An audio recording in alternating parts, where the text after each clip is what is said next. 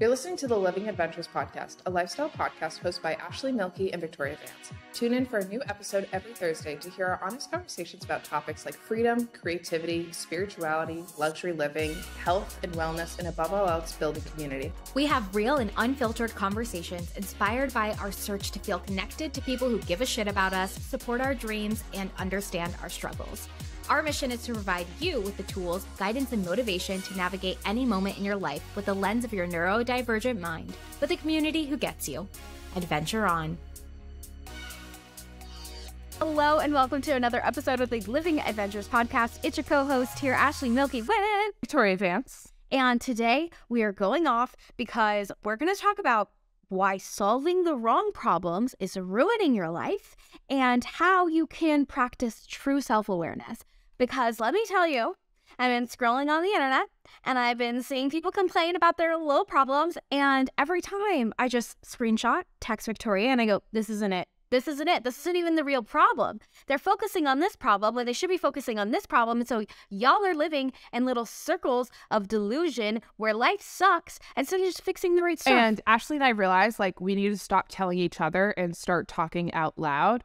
And so we're just going to say all of the things that we keep saying to each other and screaming about to each other, and instead scream them at you and give advice and tips on what to start doing and focusing on instead. Right. And this is no shame, no shade. We too focused on wrong problems, and it did, in fact, ruin our lives. But we don't want you to make our mistakes. Why do that when we can just give you advice on making it better? Yeah. I have some really funny, weird, great examples of all of this. And so just buckle up because we are in for a ride today. Let's get into it. Let's get into it. Game show host saying that. Let's get into it. Let's get into it today. I like it. I don't know. I don't make great noises. Yeah, and I wish I could give you guys an origin story of where this came from, but this, I don't know if you've noticed a theme over the past couple of episodes, but for a couple weeks now, Victoria and I have been people don't really understand their problems. People are getting it so wrong, but we couldn't figure out the words to explain it to you until we sat. How did it even click? What even happened? I was screaming to Ashley that I was saying, I want to go straight forward and say the things that I want to say, but I keep going around a circle and taking these waves, and I just want to say the thing. But then she was like, okay, so what are the things that you want to say? And I was like, and it's because I kept dodging them for so long, I couldn't even remember. But then this weekend, I was like, the things that I want to say are the things that I say to Ashley. Why am I making it? I'm like, what are all these massive ideas that I want to say? It's just the shit that I've been saying to Ashley and yet haven't been talking about out loud. And it's frustrating to me because those are the things that I always want to be saying because they're the things that need to be talked about. And I'm going against myself by only saying them to Ashley. It's so true. And Victoria had a great shower thought last night, and we're going to do it. We should do this sometime in the very near future. She said for one day, we should not text each other at all. And every time we want to talk to each other, we write down the thought, and then we do a whole podcast episode where we just share the thoughts we had all day. And I think that is so good because you're so right. We tell each other so many things. And it's almost like when you have a thought and then you use your throat chakra to vocalize it, your body feels good because you just kind of ended the cycle of the process of the thought. And so when I share things with you, I'm like, okay, I feel cool now. It's off my chest. Instead of saying it to the world, who is the one that needs to hear it, because whenever me and Victoria tell each other things, we're like, yeah, totally, I knew that. I feel the same way. Versus we tell the world and everyone's like, what? What a brand new perspective. So we definitely need to do an episode on that. There will be random things of did you see this cat that went hiking? And I would have to explain that to you, but deep thoughts as well. Deep thoughts. No, some deep thoughts and some random thoughts. And something that you made me realize is it's good to have friends, right, that you can voice your frustrations to. But then sometimes I think I'm realizing we were voicing the things that we want to be saying and things that we could use to sell or just good content, but we're wasting it, not wasting it, but we're telling it to each other instead of the direct party that we want to, basically. Right, because well, for me, because even you, like, every time we have these hot takes, we're like, is this too spicy? Are we being too aggressive? Is this too much? And it's like just a actual issue. Other people are already thinking it. It's fine. Yeah. So much so that I posted yesterday about something, and someone's like, yeah, I've had the same experience, and I thought it was a spicy post, and it wasn't. It really, that's why I really hate the thing. Hot take, I hate people saying hot takes because most of the takes are actually pretty lukewarm. I feel like they hot really takes hot takes get you canceled. Like, do you really want to give a hot take? I don't think so. Exactly. Like, I guess the real hot takes would be like racism. You know what I mean? Like, or some like of other isms, like getting, I guess. I wonder where hot take originates from, because, you know, like, I would imagine, like, it's a hot take because it gets people heated. It makes them angry. It makes them mad. So I guess if you're pissing one person off, it might be a hot take, no matter if it's controversial or not, maybe. But also, I guess it could be a hot take because something that I can say is, like, normal to me could be very hot in broad terms to somebody who doesn't believe into the same things that I do. So it can be hot considered to that because, you know, the trend of a lot of people are saying, oh, things that would send like somebody in this country into a coma from America, or things that would send a West Coast person into a coma on the East Coast. Yeah. None of those things send you into a coma. Thought would actually send me into a coma. But when I worked at a country club, if one of the lifeguards actually said that he was gay, that probably would have actually sended some of the people who went there into an aneurysm, you know? So it's like you need to go to the opposite party for it actually to be a hot take. Yeah, that makes sense. But if you're like when we're telling it to each other, it's not that hot because we agree. No. But that's why we need to not tell it to each other and go to the internet, where there are people who could disagree, to give us some solid engagement and also to open up some eyes of people who don't know that yet or need someone to voice what they were thinking. Yeah. Anyways, that's on hot takes. That's on that. So let's get into why you solving the wrong problems is solving your life. And here is the issue. We all have problems, right? Every day we have problems, and everyone's always like little worker bees, right? We're like, how am I gonna fix this? How am I gonna make this life better? How am I gonna get better results for myself? And when we do that, we make a list of problems that seem so obvious, and then we come up with obvious solutions. But more often than not, especially if you're a business owner, especially if you're a content creator, these are the wrong problems to be solving, and we are not even aware of it. You know, some great examples of, like, before we get into some of these is, you know, when somebody does you wrong and you're like, oh, but they're going through a hard time right now, that cannot diminish what they did to you. We can hold these two thoughts at the same time, right? And so in this entire episode, the things that we are talking about is there are going to be points where maybe you are called out. And that's okay. We need to then, like, also remember, like, okay, we're doing this because of these wounds and whatever, which we're going to be explaining. And we can hold these truths at the same time to ourselves and bring compassion to then start working on them. And that is the goal of this, so that you can have that self-awareness and you can come out of the situation and see the things for what they are and not with all of the emotions tied to it, so that you can get clarity and you can make more informed decisions, because that's what true self-awareness is being able to look with objectivity. Yes, we all have some bias to a certain extent. We are humans, but as much as we can zoom out, and today we're trying to help you zoom out more so that you can see the things to work on. So true. Yeah, it's kind of like right now when you look at your problems, you're kind of looking at like a little notebook. And we want to take you bigger picture and look at a whiteboard, because your little notebook has that list of things you're struggling with that you journaled on today. But if you looked at the whiteboard, you would see 45 things that all actually go to one giant bigger thing that if you just fix that one bigger giant thing, then you wouldn't even have to think about the 45 things. And wouldn't you rather spend your time on one thing than 45? I know I would. It's also because, like, it's exhausting just putting Band-Aids on top of us all the time. Yeah, man. It's expensive, too. And you look ridiculous. Band-Aids are expensive. Yeah. So I think when Victoria and I finally figured out how to explain this to people, it was this weekend, about what your actual problems are and how you're solving the wrong ones. And we were trying to figure out what are the surface level problems that everyone is focusing on when they should be focusing on the root identity issues. And we're going to talk about how to get to the root identity issues when we talk about how to practice self-awareness. And so Victoria was like, well, let's think about the people that we want to join the Living Adventures Collective. You've had experience with people like that who are successful business owners, who usually join masterminds, who are making multiple 6 figures, 7 figures, all those things. And then she was like, what did people ask in those masterminds, and what did they think their problems were? And I was like, you know what? I don't really remember, but let me go in some of my old masterminds and look at the Facebook groups and the communities and the calls and see what they were asking. And, so we were listening to some of the calls and the recordings, and people were asking 3 questions. What do I sell to scale? How do I sell it to scale? And when should I sell it to scale, right? What's the launch plan? What's the offer that's going to make me more money? What's the sales strategy?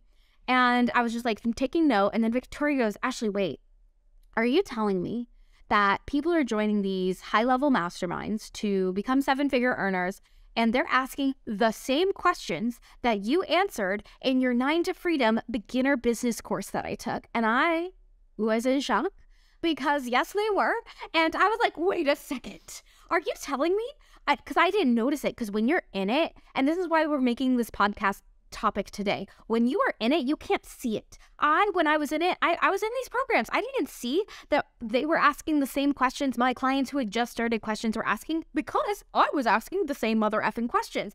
And I was in shock because you're so right. Everyone's asking the same questions, and those are the wrong questions.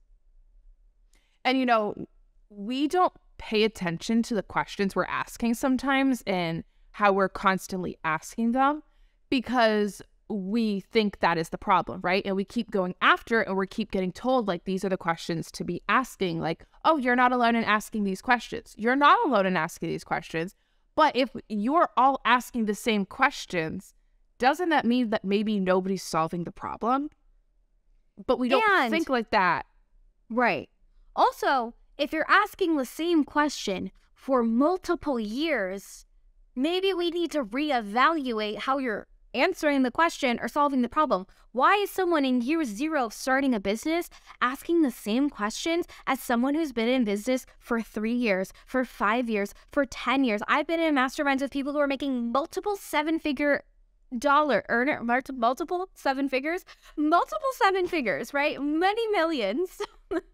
People making many millions. Yesterday I said multiple 7Ks to Ashley instead of figures, and I was just like, wait, that one's wrong. When you stop giving a fuck about money, so you just make up numbers. No, so multiple 7 figures, many millions, who are still asking, what do I need to sell to make more millions? How do I need to sell it to make more millions? When should I sell it to make more millions? Like, if you're asking this, it's the wrong question. You've already made money. You should know how to make more money. Everyone who told you that what got you to 6 figures won't get you to 7 is fucking lying to you, because they have something to sell to you, or they have a belief system of their own that they need to uphold because they had to change their strategies when they started making more money. So maybe if we put can build, like, something I believe on is if you build that foundation right, yes, you might still have to tweak and change them along, but that foundation should be able to take you anywhere in fucking life. And that's why I never understood for a long time in the coaching industry why, well, I did understand it and I didn't like it, is you're sold like, okay, solve one problem, and then you get them and you solve the next problem, and then you get them again and solve the next problem, because you're told you need to have like things for all of their stages of life, because the greatest thing you could do in your business and help you scale and get more money is don't sign a new client, keep the client you already have, and keep the longevity going. So what they're doing for you is making sure your real problems never get solved so that they still make money off of you. And that is literally how you are taught to become a coach. And I, from the beginning, was like, that's stupid. I don't care about you. Like, I care about my clients. I love them Yeah. to death. But look, I don't want to be here for your entire life. I'm here to support you from the sidelines, but I am not going to directly support you and do this for the rest of your life. I am going to get to the root. We're going to work on this, build your foundation so I can set you off, send you along, and go on your own so you can have the confidence to do it alone. I do not want to help you for your entire life. I want you to have the confidence to do things and ask for the things that you need and have the skills. Yes, you tweak them as long as you go. Sometimes you need a refresher, but you do not need to be handheld, because we are going to teach you to trust yourself and to build a foundation where anything that comes your way, you are able to solve. So the coaches who are always stringing along with you, they're never going to fucking help you. Yeah, because they're solving the wrong problem. And it's so sad. Like, not only is solving the wrong problems ruining your life, you have a whole industry dedicated to solving the wrong problems. So you always have problems. And I used to feel so shitty that I had a hard time, doing this, retaining clients. I had such a hard time of taking people from 9 to freedom and getting them inside of a mastermind. Do you want to know why? Because they knew what to sell, when to sell, how to sell it. Why the fuck would they join my mastermind? They didn't need my mastermind. And I would feel so bad about myself. I would always have brand new people who had never worked with me inside of my mastermind. I very rarely retained clients, and I'm being so honest about that. And I don't think that's about me being a shitty coach. I think that's me actually solving people's problems. And fun fact, me and Victoria were talking about human design last night.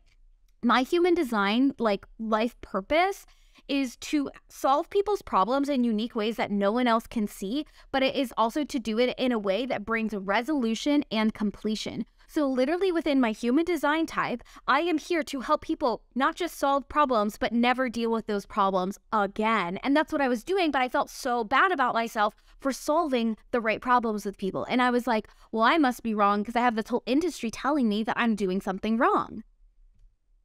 And it's that, like, we were trying to focus on the wrong problem when we were doing what we were supposed to do.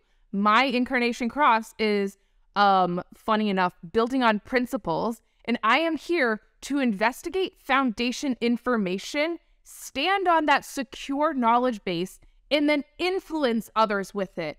That's the point. I don't want to be here for you long term. I want you to be secure in yourself. And I was like, it's bad that I want to do that. And it took us so long to be like, wait, no, I'm actually so fucking proud to say the longest client I have ever worked with was only 9 months.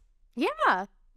Everybody would fucking think that's a terrible thing. Oh, and yeah. That I myself am a bad coach. No, I myself am just not a fearful marketer. That's it. Yeah. Well, and then, like, so you think about that, about how, one, that your whole life purpose, according to human design, is to build information, influence people with it, and send them on their way. Same for mine. My incarnation cross, which is literally the cross of incarnation, no pressure on that one, is to teach people how to live by their own inner truth, and that life is one big fucking experiment. So, like, why would you need me if I can teach you how to trust yourself and then go experiment and you can just trust yourself?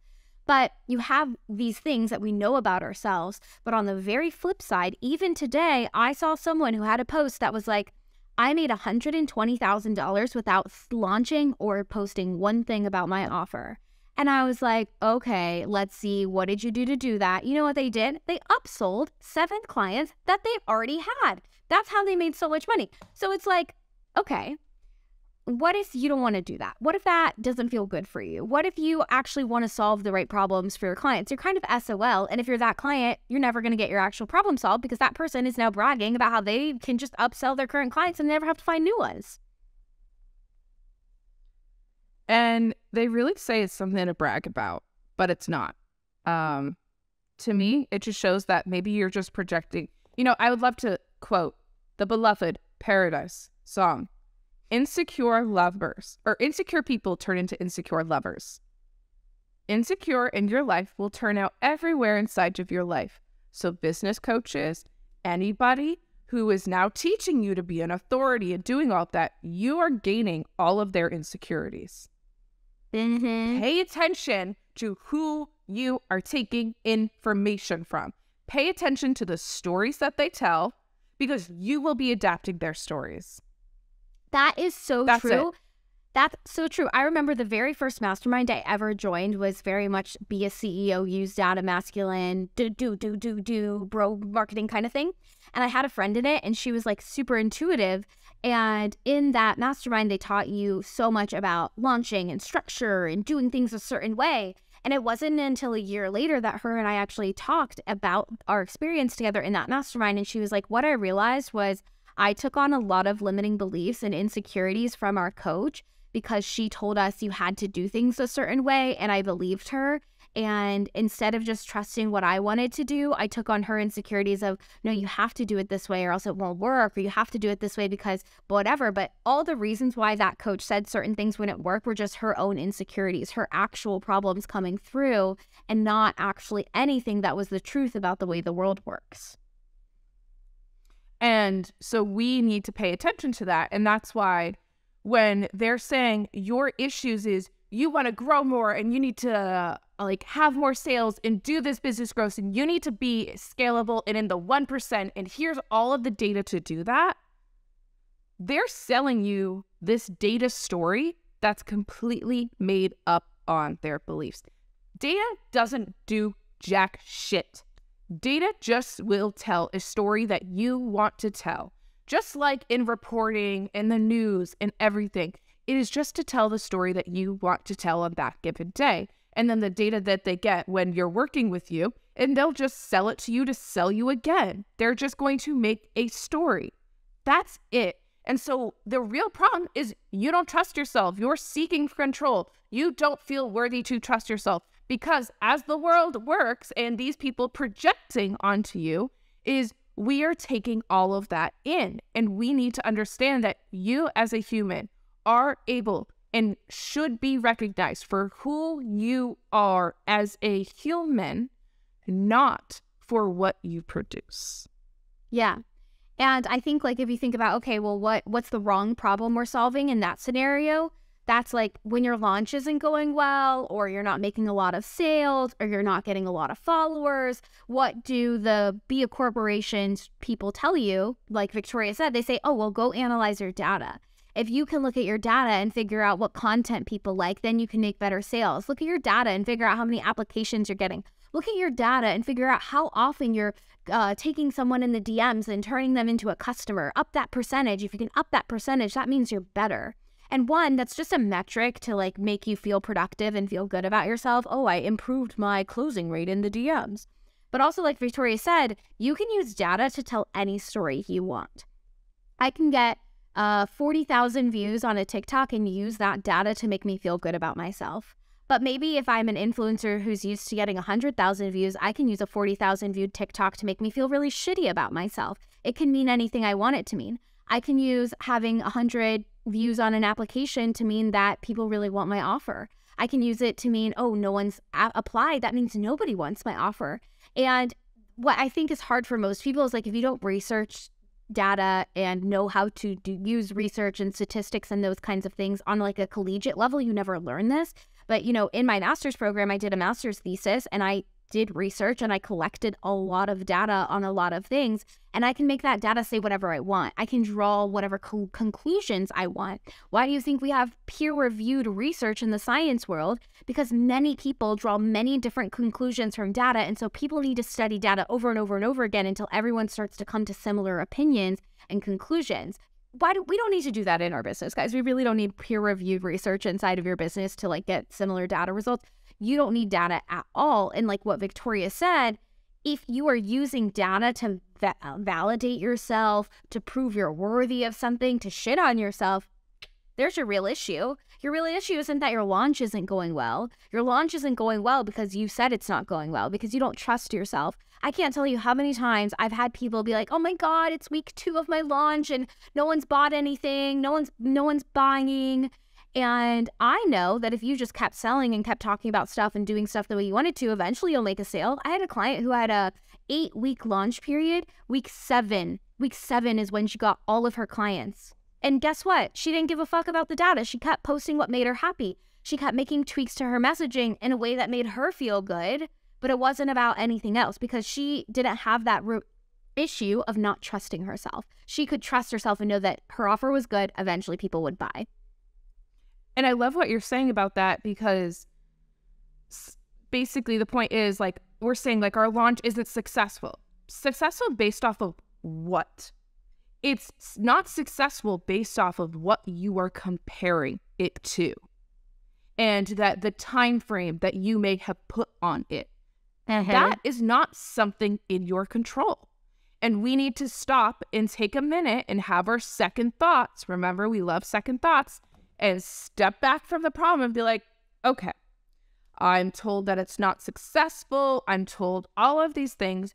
Why am I thinking this way?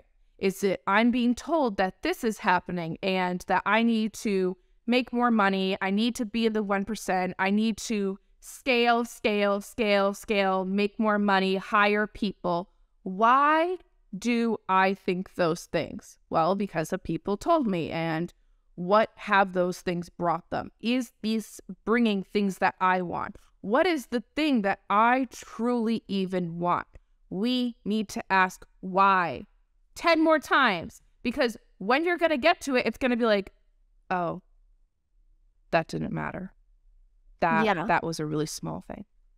Because why you're not where you are yet is not because you need to make more money, you need to get more clients, you need to work in a better location, you need to move, you need to do all this. It's because you lack mindfulness, you lack what you actually want, you don't feel worthy to what you actually want, you don't trust yourself, and you don't believe that right now is an okay place to be, and that you have to always be growing in everything, and that this, where you are right now, is a terrible moment, and that's bad, and that you are bad because it's not the most perfect moment in the world. Yeah.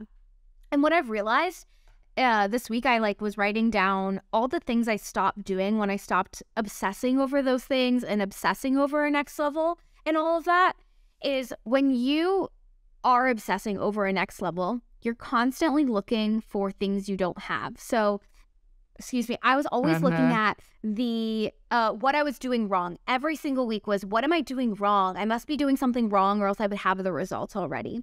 I was always looking to the TikTok tarot readers to tell me when things would get better. I was always comparing myself to what other people were doing. And it was this focus and this obsession with, like, I need to fix and tweak every single day, every single week. And for all you people who want to be like corporations, let me give you a freaking newsflash. They're not doing that. When a corporation sets a strategy, they run with it for probably a quarter, and then they do a quarterly review and see how everything went. So sure, yes, we need to reflect. And Victoria and I do a lot of reflecting now, but I don't think the reflecting I'm doing now is as toxic as I used to do, because it was, what am I doing wrong? How do I fix it? How do I make it better? The reflecting I do now is, oh, I learned this lesson this week. That's really cool. Oh, I did this thing different this week. That felt really good. And it's not like, oh, I need to do something different to get the things I want. I vibe. I know if I do exactly what I want to do, I'm going to get what I want, but it wasn't always that way. And what you're like, those were so many good things is, right, you're looking for the tarot cards of when it's getting better, but your brain is trained at that time to look for everything that's wrong. And so you're being told, like, oh, it'll get better next week. And then all you're noticing is everything going wrong, because all you have been noticing for however long is everything wrong in your life, everything that is going wrong. And you have to train yourself to see the things that are going right. And you have to constantly remind yourself that things are working out. It's something you're saying of, like, these big companies do it for a quarter is, right, we try to do this way too fast. We are jumping ship on things.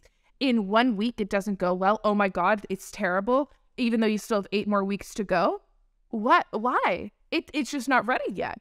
Pay attention and ask yourself, why do I feel like that? Is it because other people are telling you? Is it because you haven't enjoyed what you've been posting, how you've been doing it? Has the process been pulling teeth? Are you not saying the things that you want to say? The launch for LAC, it hasn't been going smoothly because I haven't been saying the things that I want to say. And now the process finally feels good. It took a few weeks to get there. Does that mean I myself am bad at selling and I'm a bad person and I am a bad business owner? No. It means I needed time and I needed reflection to get to where I want to be and say the things that I need to say. But I cannot shit on myself when I'm trying to do that, because your brain doesn't know the difference of, oh, I'm not good, or, oh my God, I'm amazing.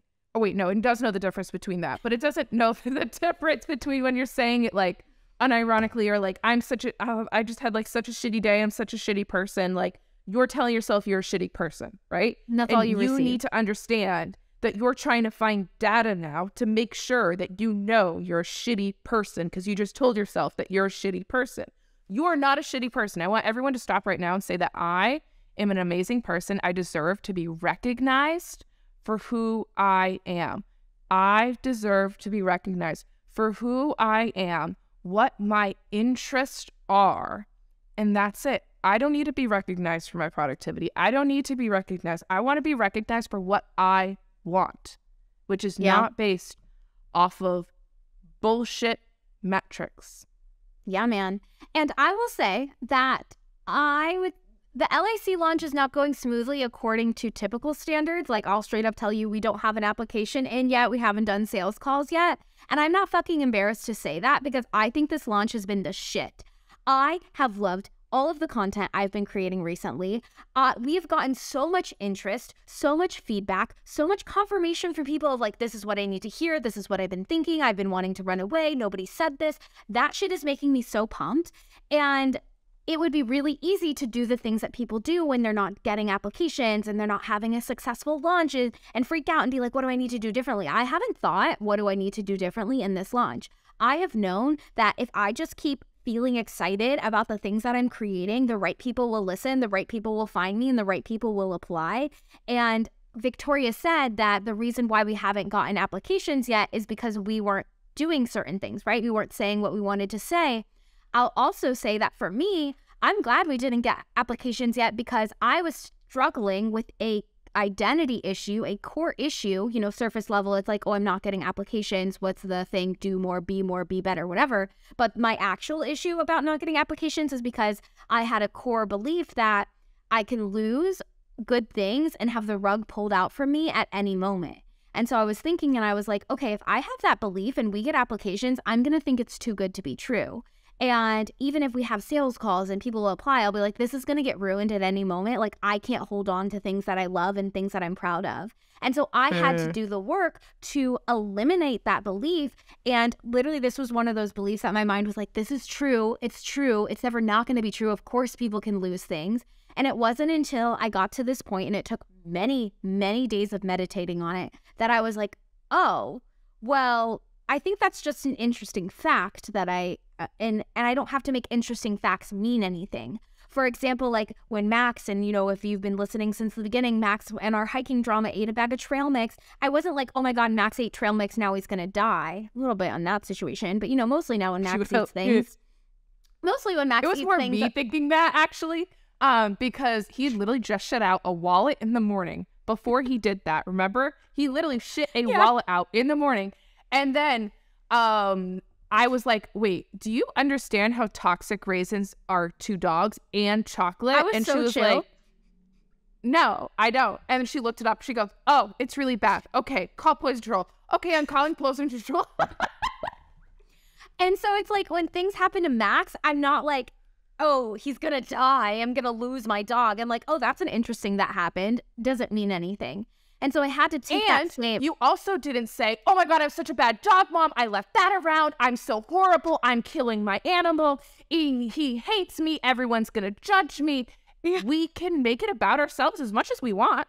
Yeah. And it's like with Max, I can be like, oh, that's an interesting fact. I don't make it mean anything about me. But then in my business, before I did this fucking rewiring of my brain, I was like, oh, we don't have applications. I'm a shitty person. I'm going to lose everything. Nothing is going to work out for me. You know, and I'm so afraid of like, even if I'm like, oh my God, I have a drop in my income, that means I'm going to lose everything. The universe is going to wipe me clear. I'm going to have nothing. I'm going to be homeless.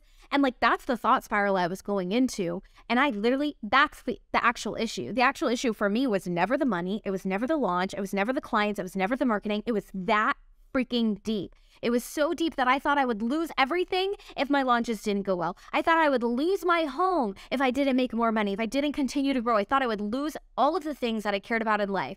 That's so toxic, guys. But that's how deep these issues go. It's not about what to sell, when to sell, how to sell it. It's the fact that you're afraid if you don't do those things, you're going to lose your freaking house and all your money and all your friends and all that shit. At least that was my core wound. And I worked through it. And that's why now in this launch, I don't give a fuck. I'm like, no matter what happens, everything's going to work out. I don't need the TikTok. I actually get pissed when the TikTok tarot readers show up on my feed and they're like, you're going to be famous. You're going to be so rich. I'm like, yeah, bitch, I fucking know. I already know that. Can you tell me something new? No? Swipe. You know, like I've already validated myself. I don't need other people to tell me the shit I know. I'm good. But that didn't happen until I got to the actual issue, the actual problem. And literally solving the wrong problems did ruin my life, because no matter what I did, I always had this underlying anxiety that people were going to take everything from me. That's so fucked up. I don't have to think like that anymore. And I'm so glad. But I had to get to the right issue, the right problem. And, you know, for me, mine was more about like saying the things that I wanted to say, and that if I did that, my life would kind of crumble because everyone would hate me. Everyone would think I'm so negative. Everyone would think I need to just chill out. I don't know. What are other things people said to me?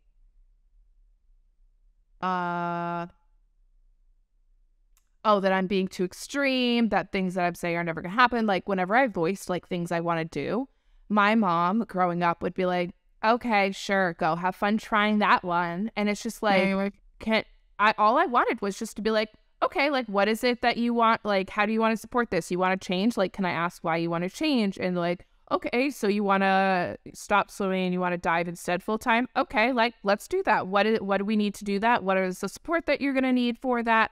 All I wanted was to be recognized and told, like, yeah, that's okay that you want that. But I wasn't given that. And I had to give that to myself to heal that wound, so that now I know I'm always going to be recognized, because I recognize myself.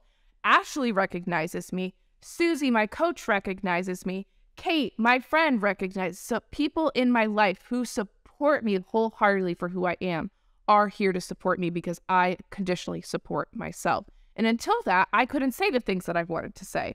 And I thought they were too spicy. I thought they were going to attack people, everything. No, I want to just say the things that I want to say to my clients and say the real problems, and then be like, okay, so this is actually what's going on here. Like, your problem, Ashley, is that you feel like it's all connected to your self-worth, and that you think you're going to lose your entire life and that you're going to be homeless.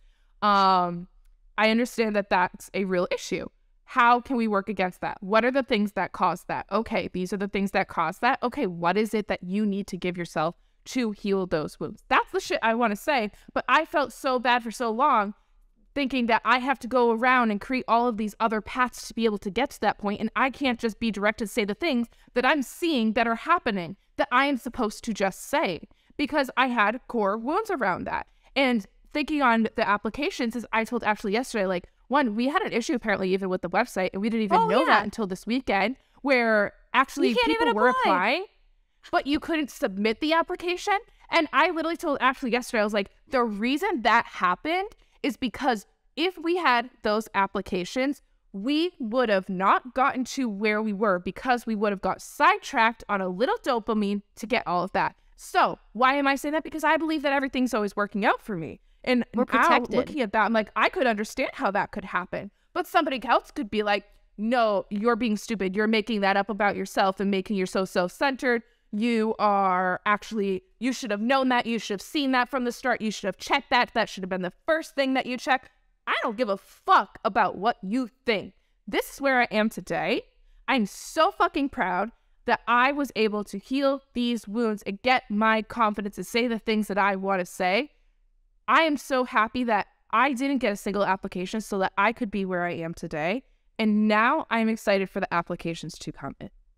Yeah, because they can technologically be accepted. literally, because I finally got a comment on a TikTok and someone's like, oh, I'm trying to apply, but I don't know if it's submitted. And then I went and none of them were submitting. And so many people, you're right, would be like, you guys are so dumb. You should have tested that before. You should have effing known that. But you're right. I'm grateful that that happened, because I wouldn't have looked at the actual problem. Imagine, like, people not being able to apply to your program is a surface level problem. It's not an actual problem. Yes, the logical solution is fix the application, make it able to be applied to. But the core issues we were dealing with were way more important than that technological issue. Because if Victoria never said what she actually wanted to say, the right people wouldn't have applied. People would have applied, but it might not have been the right people. If I thought I would lose everything, inside the program, I wouldn't have been direct, and I would have hated myself inside the program and then felt against myself. And so then I would be like, Ashley, I never want to run that again. I'm done. And then me would be in constant fear that everything would fall apart. And that's where self-sabotage happens, right? Because if you're always worried about something falling apart, it will fall apart. That's how fucking life works. And so we didn't really know about the surface level problem until this weekend, but we didn't focus on the surface level problem with the applications. We focused on the deep stuff. And what I think is really cool is like, you're watching us go through this in real time. We are not above anyone to not have surface level problems and not have core wounds. Like in real time, we're going through this experience. And what I think was really cool about what you mentioned about what you went through to say the right things and validate yourself, Victoria, is that there's a pattern here with how we're solving these problems. We notice a surface level problem. For you, it might have been the fact that, content wasn't feeling right. You didn't know what to say. You couldn't come up with content ideas. For me, the surface level problem was, why isn't this launch going well? Why is my income, why am I not making more money yet? And we got to the core issues, our core wounds, mine being that I thought I would lose everything. So of course I started to worry about money, and yours being that you don't feel like you're allowed to say what you want.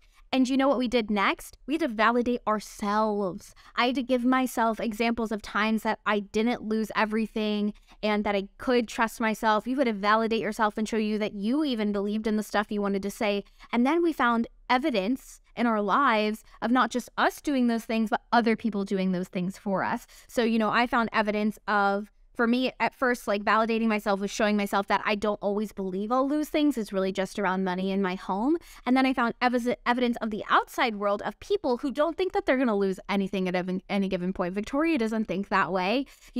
People in the world don't think that way. I also thought about, unfortunately, there's people who everyone in their family always ends up going to jail, and that's their narrative and that's their story, and it's really sad, but that's not mine, and I don't resonate with that. But I think at any given point I'll lose everything because that's my family's story. And I was like, oh, well, that must mean there's other families who don't live that way, so that is evidence that this doesn't have to be my story. And then in Victoria's situation, you were like, oh, Ashley validates me, Ashley likes when I'm direct, Kate agrees when I'm direct, Susie loves when I'm direct. This is evidence that this is safe to do this because people are accepting of me when I do this. And that isn't just, that's the whole process, guys. That's how you take the surface level issue and not just identify what's actually wrong, but you solve what's wrong by getting deep and understanding, having the self-awareness to find all these evidence and examples of you performing in a completely different way than your brain is telling you had to. Stop trying to find the data of why you're doing everything wrong and start trying to find the data of what you're doing right, where your core wounds are showing up, and so how you can solve and give yourself the data that you need to heal. That's the new marketing story. Yeah, fuck the numbers. It's not about the numbers. The data I want from you is anecdotal. The data I want from you is stories of your life that prove the opposite of the bullshit that you're telling yourself. And that's some good data. For so long, I was like a victim to the data. I was like, I don't get to have the good life. I don't get to go have fun. I have to be serious. I have to do this work. I can't, when a 60-degree day in the spring in Boston comes, I don't get to enjoy it. I have to work that entire day and watch everyone else enjoy it. No, that was a choice, and I was only finding situations and things to do to be productive, to not be able to enjoy that. And if I ever did try to enjoy that nice day, the entire time would be me thinking about all the other things that I need to do. But you want to know what I did yesterday? It was 60 fucking degrees. I went outside on this hammock at the place I'm staying at, and I said, the next 2 hours, I'm going to eat lunch on this hammock. I'm hanging out. We're walking around the house with the dog, and I'm going to enjoy every minute and be in the present. Because I am so proud of myself today, knowing that I trusted myself so much that my little college self was crying happiness that I chose the life I wanted. I wanted to be able to be in a hammock on a nice day in 60 degrees in Boston and not have to stay inside and work all the time. I wanted to go outside and enjoy things. I wanted to enjoy it with friends. I wanted to have my fun drink outside and go to the market at lunch. All I wanted was to be able to enjoy those things. And I wasn't ever allowing myself, but I did. And I was literally crying in that hammock, happiness. I chose what I had always dreamed of, and that I put that victimhood aside, and I kept finding evidence to show and work on my productivity that I can enjoy time that is given to me, because it's my choice to enjoy it one way or not. I can choose to be productive, or I could choose to sit outside and be happy. And I think that's double impressive because, we just told you guys we don't have applications yet for LAC. Granted, the applications technically have now only been open for one day because that's when we fixed the problem. But it would have been really easy, and I know a past version of me would have done this, to be like, no, I need to hustle and grind because now I need to make up for lost time. I need to make sure I keep putting out content to get more applications. There's more I can do.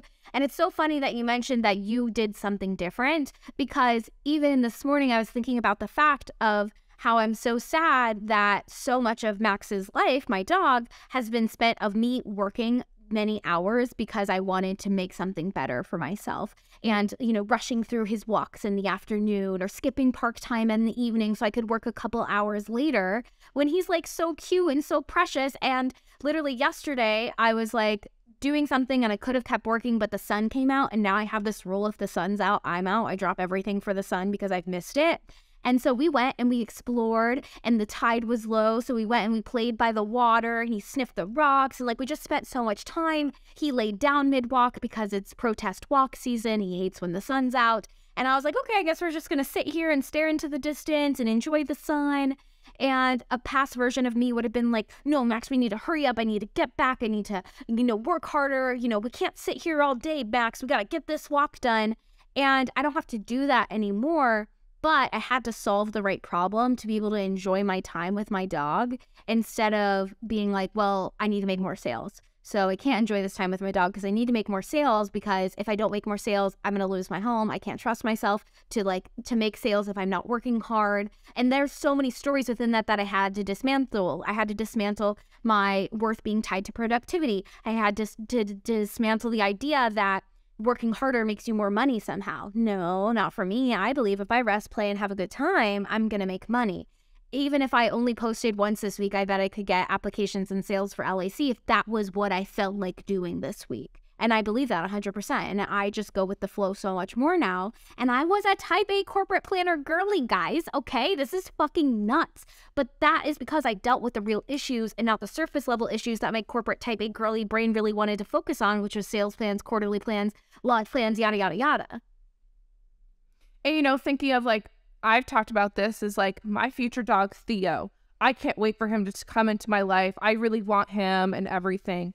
And I keep finding times in my life where I'm like, oh, in order for me to get Theo and manifest Theo and everything, is I need to work on how much I'm working to show the world that I have enough time to have a puppy, which is funny, but also toxic at the same time.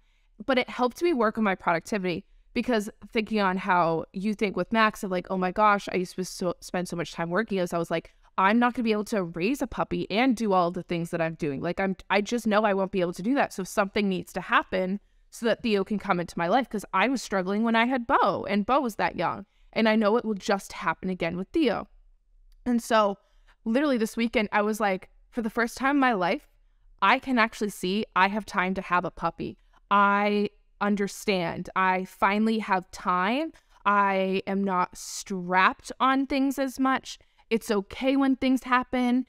I laid on the hammock, and the dog I'm staying with, Sophie, was like, oh, you're going to lay down in the sun? Okay, I'm going to lay down in the sun too. And it's just I was giving her the option, hey, we're going to relax here. You can relax with me, or I can bring you back inside if you don't want to be out here. And she's willing to choose that. And I'm choosing that, I am opening my life to have more time and more freedom to do these things that I want to do. I want to have Theo. I want to raise him. And then I'm having friends who are looking for poodles for me. And I'm like, oh, and I don't even have to do the work, because I don't want to have to do the work. I don't want to have to go search for 6 months on the computer for a dog. It's just going to come to me when I know it's right, and that's it. And I'm believing in that, and I'm believing in that process. So what do I need to keep doing this? I need to keep deconstructing my beliefs around work. And as I did that, I got more free, and I can see the picture of Theo finally entering my life. Right. And nothing crazy has to happen now for you to be able to do that. You don't have to take 3 months off of work. You don't have to put your life on hold to be able to raise this dog, because we've learned how to work in a way that fits you and energizes you and doesn't drain you or deplete you. And you've gotten a true trust and a full releasing of control that you know that whatever you do today is enough. And that's the thing, is people are focusing on these surface level problems of making more sales, having more money, having a better life, having more time to do the things they want to do, when in reality, all you don't know what the things that you want to do are. You literally have no idea what you even want to do. Well, yes, that, and they need to release control to do that. Like if you just, and not just release control, it's because you're focusing on these surface level issues because you don't feel good enough.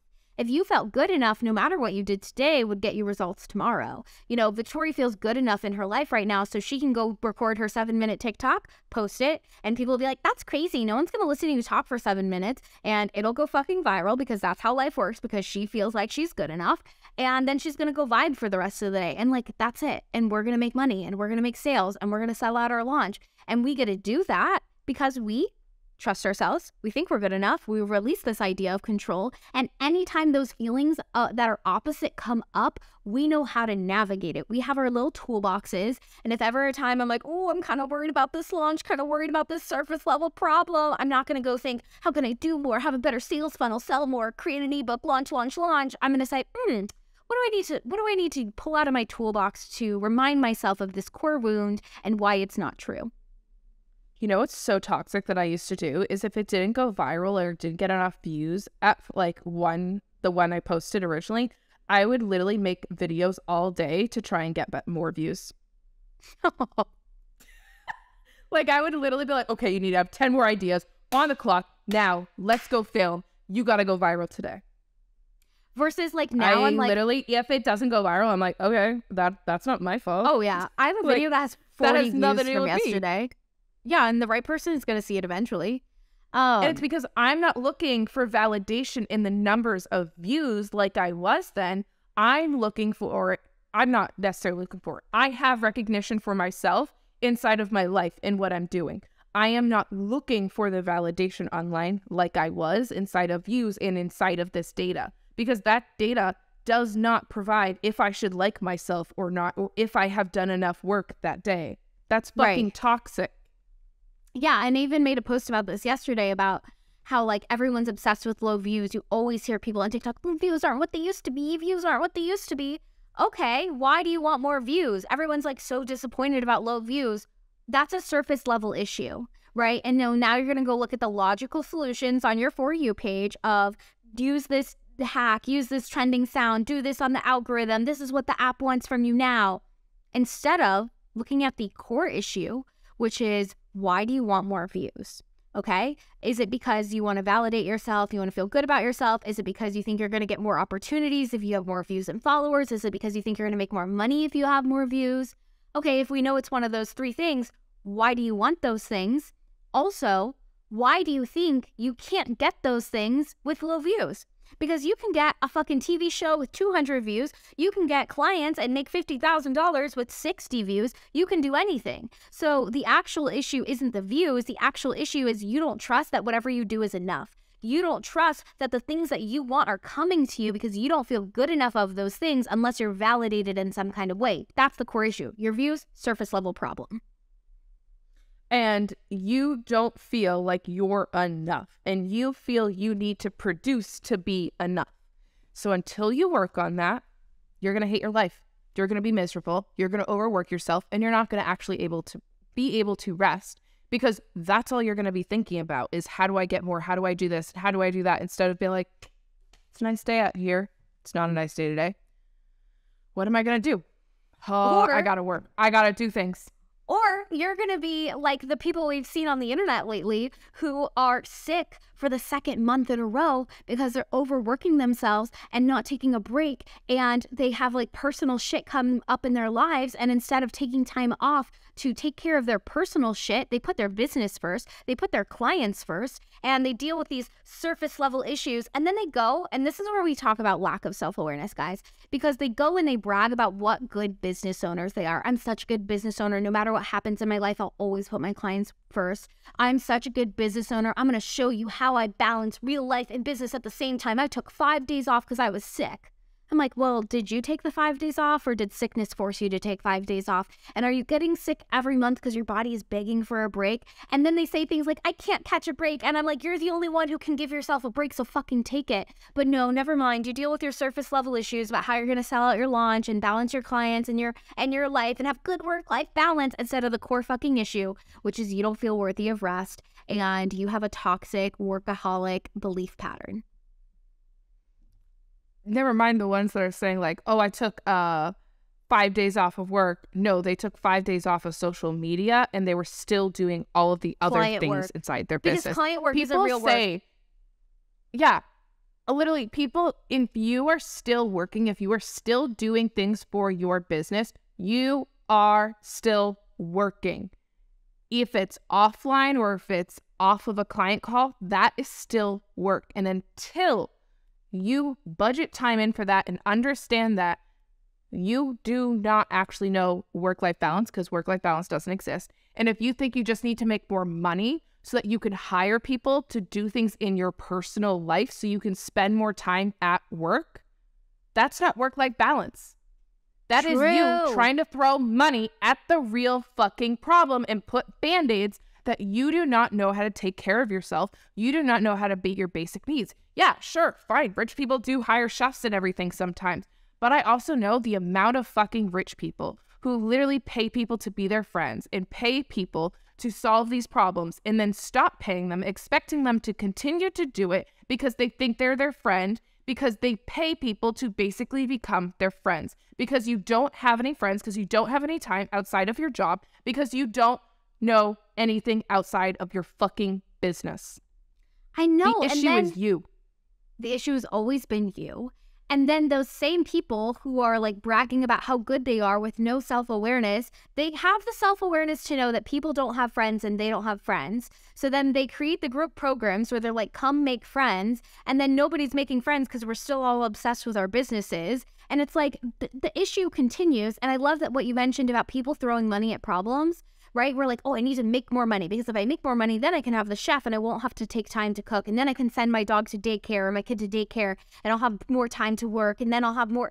And even if you are telling yourself that if you throw money at these problems, you'll take more time for yourself and you'll do more self-care, you're lying because these are surface level issues. If you don't fix the core issue, you're always going to be obsessed with being productive. You're always going to try to work more. That is just the truth. I know because I fucking hired people. I paid $3,000 a month to have someone run my marketing, do all of my content, do all of my DMs. That is the majority of my workload. Like the client work is not as much as the marketing work. And that's because I'm a creator and I love creating. But I shoved money at that and somehow I was still working 10, 12 hours a day. What the fuck was I doing? I was like, oh, well, now I have time to do more work. Because I felt so uncomfortable when I was just sitting on my couch. I felt so uncomfortable if I wanted to do something fun in the middle of the day. I felt so guilty if I took time off because of the actual issue. So it doesn't matter if your surface level issue is that you want to work less and you have a logical solution of hiring team members, outsourcing, yada, yada, yada. If you have a core wound, if you have an identity issue, you're always going to feel guilty for taking time off and you never will until you fix it. It's impossible. It doesn't matter who the fuck you buy. It doesn't matter who the fuck you pay, because the issue is that you do not want to be inside your life. And so you're trying to escape your life inside your business. You know how you escape your life into relationships? Yeah, you're going to do that inside your business too. All of your life problems will follow you inside your motherfucking business. That's it. That's it. There's nothing else. You cannot run from your problems. They're just going to show up in a new way. And if you think that your life is constantly attacking you and you can't get enough done in your business, your life is bigger than your business. So yeah, 1, that would make sense. 2, how is it also attacking you? 3, why do you think making more money would solve those problems? Once you're making $100,000, I guess it's a little bit more. What? It's like $110,000 with inflation now. Happiness doesn't Money increase cannot you. buy you happiness after that point. The problem, it's you. You cannot buy happiness. You are trying to buy more time to work because that's what produces you looking happy. You know what's so funny about you saying that is I was going to make a story this morning, but I couldn't get the words right because, I hadn't had breakfast or meds yet and my brain wasn't fully awake. But I was thinking about how whenever I asked this question on my Instagram stories yesterday of like, why aren't you happy with where you're at? And that question feels really obvious to me. If you would have asked me 7 months ago, why aren't you happy with where you're at? I would have been like, because I'm not making more money. Like, obviously, if I had more clients, more money, more followers, I would be way happier. That's why I'm not happy. Duh.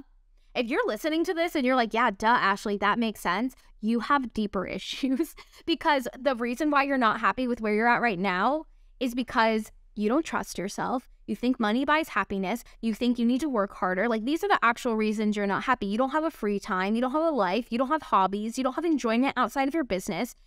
I understand if you're in a spot where you're not ready to receive that, because if you told me that the reason I wasn't happy with where I was because I was not being mindful or having self-awareness, I would have been like, that's fucking dumb. Duh, money buys happiness. Like, I was so ingrained in that. In the same way, I was like, duh, I could lose everything at any moment. Like, my brain couldn't like get the gears to turn to think in a different way. And that's where a lot of us get stuck, is because we don't have people to guide us to think in a different way. And I'm really lucky because I'm a projector. So I got this superpower of being able to ask the right questions. This is the whole job of a projector in human design. So when I'm struggling with shit, I know how to ask myself the right questions to start turning the gears to make things look different. But like I told you, with like not feeling like the rug could be pulled out from me at any time, it took me many days of meditating for many, many times to ask the right questions and get to the right point. And so if you are thinking that money buys happiness, you need to find someone to ask you better questions and stop asking, what do I sell? When do I sell? How do I sell it? Find the better question to ask yourself. It's funny because, somebody asked me, who I was dating last year around this time, they're like, would you do the work that you do if you didn't make any money from it? And I said, fuck no. You literally, and I was like, are you fucking stupid? Like, we live in a capitalist hellscape. No shit, I have to make money. Like, you're so fucking dumb. That's such a stupid question. No, I was the problem, and I was like, no, like, life revolves around money. Like, chill. Like, who the fuck are you to talk about that? And I still think that, that phrasing of that question is really stupid, because I think I don't know, I still have issues with the question, because I still do need money, right? We do live in a capitalist hellscape, but it is important in the sense of, are you happy where you are if you didn't have all of this money? Like, are you actually enjoying the things that you do have? And at that point, I was not. Oh, I was going to say, me and Victoria answered this question again in December, I think. We brought this question up to each other where we were like, how we're on the right path? Because our podcast has made a solid $0, and I would still do this every week. And we have done it every week, and the podcast on its own has made $0. Like, we do not do ads. We do not have a subscription. Like, that's how you, like, so the question is valid. Like, obviously we do need to make money, but in my head, when I ask that question, I'm like, okay, Adrian's supporting my entire life. If Adrian was a millionaire and I had a rich husband and I didn't have to do the business I was doing last year, would I still work? Fuck no, I wouldn't work, but I would still do this podcast. I'll still do this podcast. And even now, when I ask myself that question, like, I'm fucking have a great time doing all the things that we're doing. And I'm actually, because you know what it was? I figured out what I actually wanted to be doing. And I didn't know what I wanted to be doing then. And I didn't know how much creating energized me. I didn't know how much I loved telling stories. I didn't know how much I loved editing videos. I didn't have time to know that about myself. And it wasn't until I got to the root issues that I could say, like, oh, like, this is what I'm really good at. Like, if someone could fund my life and I could do these things forever, I could. And now I have that path of how that works out. But I didn't before.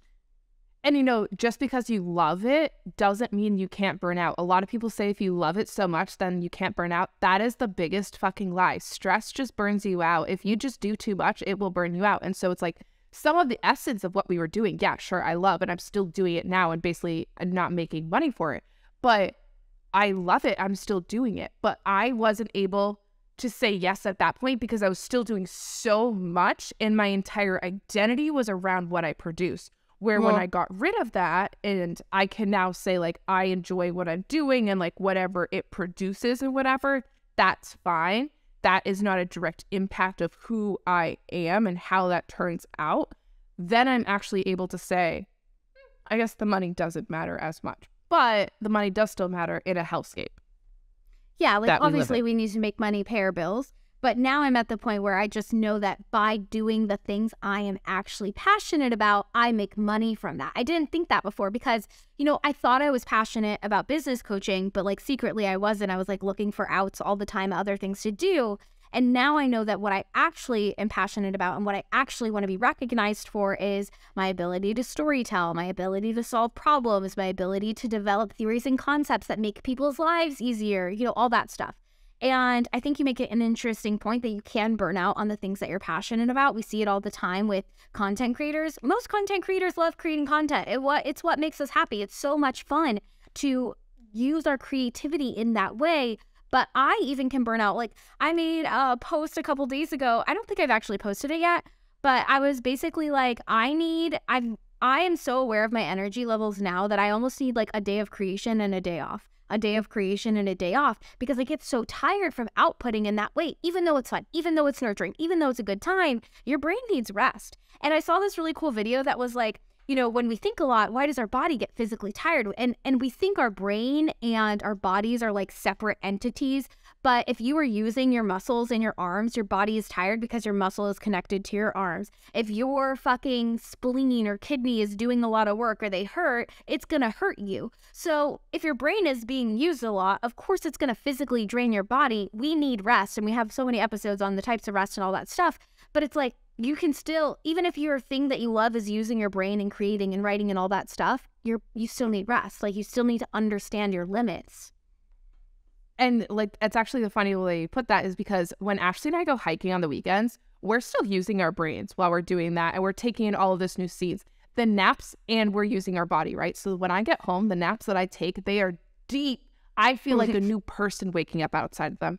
But I also say I have to nap every single day, basically. Like I have, sometimes it's even multiple naps. And what those naps actually are they're when so they're like light. During the day, during the work, is those are basically my brain unwinding from my production and coming back into its like, I don't know, like resting state or natural state, or I don't really know the right word, but it's not in that hyper state anymore. And I have to relax it where I can stay in that hyper state, which is what I normally do. And like, I'm like, okay, keeping up content creation, keeping up like video scrolling to like keep myself in that when I have to slowly allow myself to come down. Sometimes it's uncomfortable. You know, you're like, wait, no, let me go look at, no.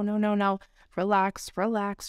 And it's like, you de-stimulate yourself. And that's what the like weekday naps are a lot of the times after I produce and do things and do 3 to 4 hours of like execution time, not like pew execute, like work execute. I don't know why I felt like I had to specify that. In case you were concerned about her assassination attempts. Anyways, I'm watching too much One Piece with like talking about like executions, like he was execute. I think that's why like my brain is like on execution, and thinking that I might actually kill somebody, but I won't. The thing is, our brain needs a lot more rest than you provide it, and when you start to pay attention to these things and start paying attention to the body and your brain cues, you will be unable.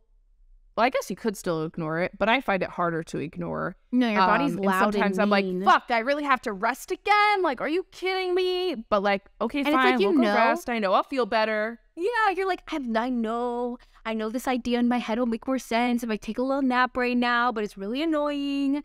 But that's what happens when you get to a level of real self-awareness, and it takes steps, right? You have to acknowledge that you have surface level issues that people have been feeding you solutions for. And remember, the solutions they're giving you don't solve the actual issue. So you're always going to be upsold into the next thing and the next thing and the next thing until you can understand what is the actual issue in yourself. It always is going to come back to you. You know, it's never about the business. It's always about you, the content strategy, more sales, more applications, more money, better business.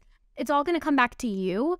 And if you can solve those issues, you can create a lot of self-awareness, because in every aspect of your life, I mean, we just talked about how we're doing this real time in our launch. Instead of being like, I'm not getting enough applications in this launch, you can shift to say, okay, where is this coming from within me that this is a concern of mine? And you can start asking better questions than what to sell, when to sell, how to sell it. And the right questions will lead you to having that self-awareness to solve the right problems. Right? Because some of the right questions was like, I'm not happy. This isn't going well. Okay. Is it the data that's not going well? Or is it I'm not enjoying what I'm doing right now? Okay. I wasn't enjoying what I'm doing.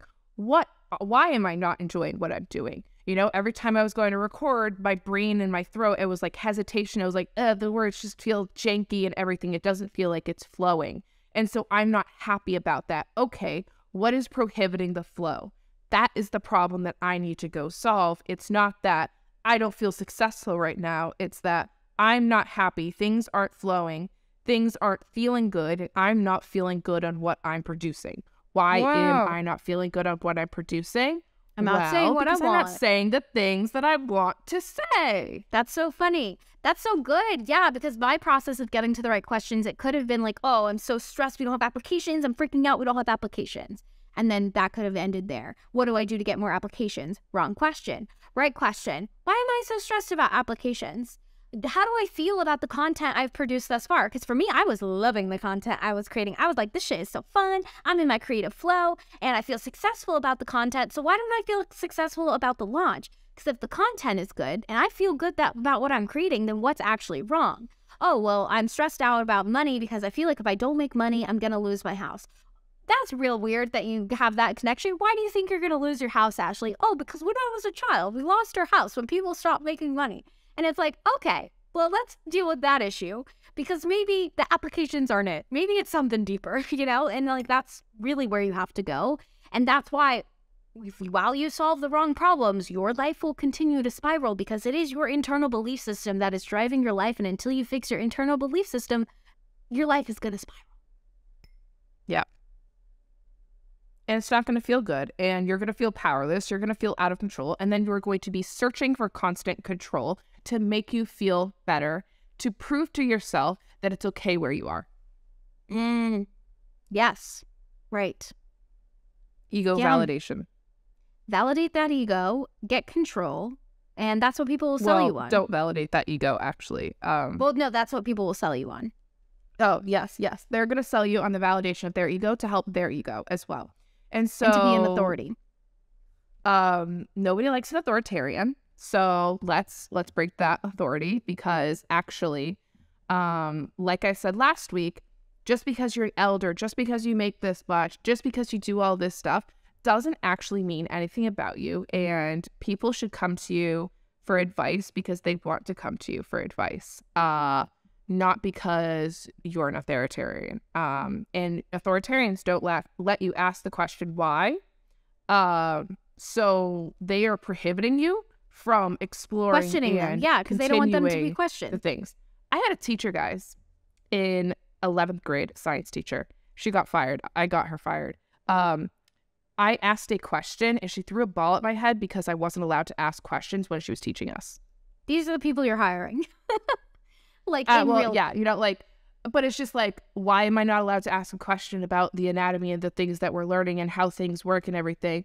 Oh, because like, no, like, I don't know with her. That's a whole different situation. Actually, but authoritarians won't let you ask questions because if you ask questions, then it's going to go against their beliefs and make them question things. And they don't want to question things. They just want to project everything. And they want you to just buy everything to validate them and the things that they are doing. Yeah. And I'll give you an example of that too, is in one of those multiple seven-figure masterminds I was in, they were talking about a strategy. And I asked a question. I was like, okay, cool. So when you're using this strategy, should you A/B test it? Should you try using it this way and this way? And they're like, no, just do it the way that we said. And they literally said that shit to me. And I was like, oh, I gotta go. That is the reddest flag. I am dipping out of here so fast because they don't want to be questioned. And that is what people are selling you into with these surface level problems and their one-way version of solving it. Even the people who are telling you, I don't believe in roadmaps, I don't believe in one way, like they're lying to you because they have their own subconscious beliefs they're projecting onto you with their one-way beliefs. And that is why, I'm going to segue into LAC. That is why in the Living Adventures Collective, we are not promoting ourselves as like a business mastermind. I've said this so many times, I don't give a fuck about your business. I give a fuck about you. And me and Victoria have already said our whole purpose in this lifetime is for me to teach people how to find their own inner truth and live it and use their life as a fun experiment where they can trust themselves to do whatever they want. Victoria's whole purpose in this life is to take all these things that she's learned herself by living them out, and she's formed them into these principles that she can use to help you influence how you live your own life. Like, this is our whole job. And so when people are joining us and applying to LAC, you know, that now that the applications are working, we're not dealing with surface level issues. We're not talking about what to sell, when to sell, how to sell it. We don't care. You can do whatever you want. Like, we'll talk about those things, but we're not going to give you the answer. We're going to ask you the right questions so you can figure out who you want to be, how you want to do things, what's your own patterning. So that way you don't have to always be joining masterminds for the rest of your life to ask these same fucking questions. No, you're going to join LAC, you're going to make friends, you're going to learn who the fuck you are, how you want to do things, and then you're going to go on your merry way with some new friendships that kick ass and a whole new identity and belief system that makes it easier for you to recognize when surface level problems show up and not dive into quick band-aids and solutions or bullshit you're being sold, and go into the real issues for the rest of your fucking life. Because look, I don't need to be there forever. Nah. Because we just don't. That's made up. And it's, we're going to get you people to support you and everything. And, you know, we're here to support along the way. But I don't need to guide and hold your hand for your entire life. That's your job. You hold your own hand. And I think one of the most important things that Victoria and I talked about when creating the Living Adventures Collective is at the end, you have tools. You have tools. You have an understanding of who you are. It's not, you need this for the rest of your life or else you're going to always fall back into old patterns. It's like, no, you know what to do now.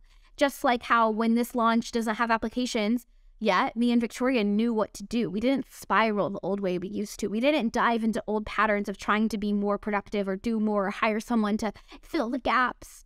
No, we have tools now, and that's the tools we're giving to people inside of the Living Adventures Collective. Your actual issue isn't that you aren't scaling. Your actual issue isn't that your launches aren't going well, that you don't have better clients, that you don't have more team members. Your actual issues are deeper. We're going to teach you how to solve those issues. We're going to teach you how to trust yourself, how to release control, how to define your way of doing business. And then guess what? You get to go do that for the rest of your life. Test, experiment, and trust that every time you do shit your own way, it freaking works out. That's the belief you get at the end of our collective. And if it doesn't work, you're going to have the tools and the skills to use to solve it and figure it out. That's it. You will have those tools. I believe in that wholeheartedly because that's all it really is. And when you can build that foundation, you literally become unstoppable. My fucking clients that I've worked with, like, they are unstoppable now. They feel so fucking good in their lives. And they're like, this was the greatest thing I have ever done. I didn't realize that life could exist like this. Because guess what? It gets fucking good. I'ma tell you. Look, I had the trauma and life is still fucking good, okay? Trauma is deep. Trauma fucking sucks. The dissociation is really goddamn hard to deal with. But life can get really fucking good. If that's my one little sliver of hope I can give, it can get really better when we build that foundation and we have that support network and we have that ability and strength and trust to live off of it and tweak and do things as you need. But we do not need to do all of these extra things. And, you know, like thinking on when we were building LAC, Ashley kept asking the question of like, okay, so this is the first thing that we solve. Like, what is like the next program that we sell them to? And from the start, I was like, I don't give a fuck because I never have built programs that way. And Ashley was taught to do that and everything. I was taught to do that too, but I just was like, I don't give a fuck. I'll figure it out when I get there. And Ashley was not willing to accept that thing, but she is now because control issues. Guess what? There's no reason for me to say, okay, that's the problem. Now let me solve their next problem. I don't know what your next problem is going to be because you're going to have the foundation to solve whatever your problems are after that. You don't need me to solve them. That's on you because you're going to have the strength, the confidence, and the ability to do that. It ain't on me. It's on you guys. Right. And what I've learned is if you keep going into things to solve problems over and over again, if we worked with people for another 6 months, they're just going to ask the same questions, right? It's like, then we didn't do a good job of helping you feel confident in yourself in the first round. And that's what this is about. Because when my clients work with me, every single one, no matter what happens in their business, always says, I've never been this confident in my entire life. And that's what happens. It's like, life does get fucking good because you get confident that life will be fucking good no matter what. And those two things together can carry you so much further than any of these surface level solutions can. Is if you fully trust yourself, no one can take that away. If you're fully confident in yourself, no one can take that away. If you have tools to always solve your problems, no one can take that away from you. People can take your team away. People can take your pricing away, your sales strategy, your sales funnel. Your TikTok page can get banned. No one can take your confidence away. That shit will keep you in business forever. That shit will keep your life amazing forever. And that's what we're going to give you inside of the Living Adventures Collective. That's really true, because guess what? That's what Adrian runs off of. He's like, anything can happen. That's fine. I got it. Oh, yeah. I just got to go talk to a new person and fix everything, you know?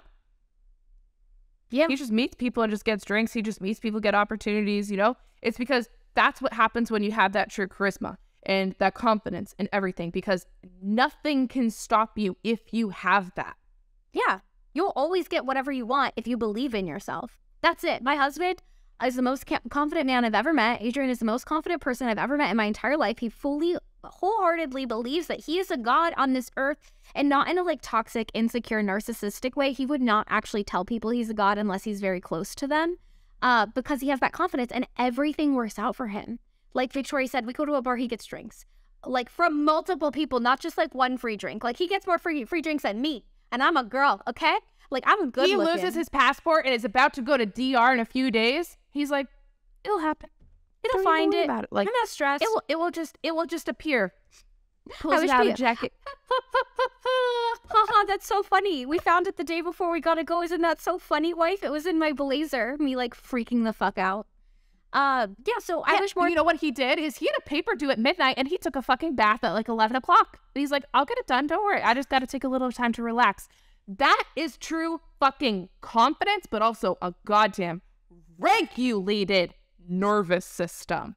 Oh, his system is so regulated. He literally comes home from work and he knows exactly what he needs to do to get in like whatever mindset he wants to be. If he knows he has a paper to do, like imagine when I was working full-time and going to school full-time, I would be like, oh my gosh, as soon as I get off work, I need to do this paper so I know I have enough time. No. He comes home, he plays some video games, he practices his little guitar.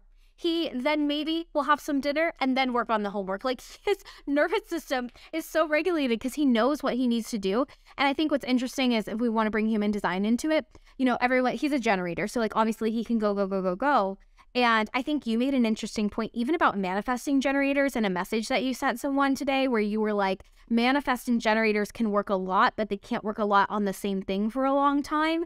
And the same thing with generators. Generators can work a lot on the same thing forever, but you still have to regulate your nervous system. You still have to rest. You still have to recharge. Me recharging as a projector and needing naps and like time to shut my brain off is different than him. His way of recharging is literally the bath, the video games, the playing the guitar. It's doing, but it's recharging. And like he can do that because he's so confident in himself and he trusts that anything he does will end up working out.